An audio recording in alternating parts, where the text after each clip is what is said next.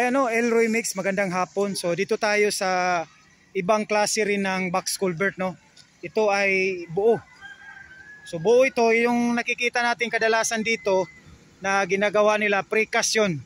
Yun ang lalagyan pa ng bakal, tapos buhusan pa, lagyan pa ng mating, plywood. Ito diretso na ito, no. So buo ito na pagkagawa ng box culvert.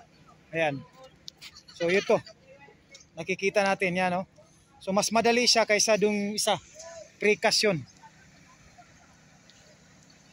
So I think nasa ano ito, mga mahigit mga 30 meters ang layo. So Elroy Mix, pagkatapos dyan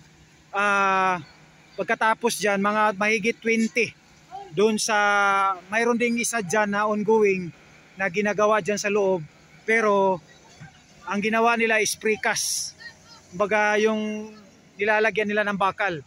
So after ito, pag matapos ito, mga 20 meters na lang.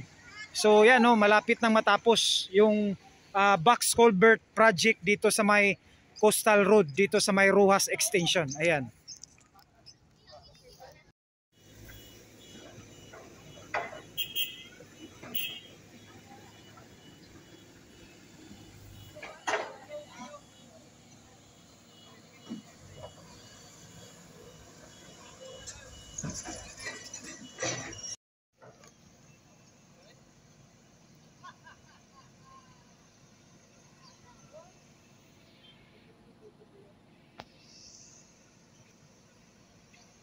So ganito kadali, no, pag lagay yung Elroy Mix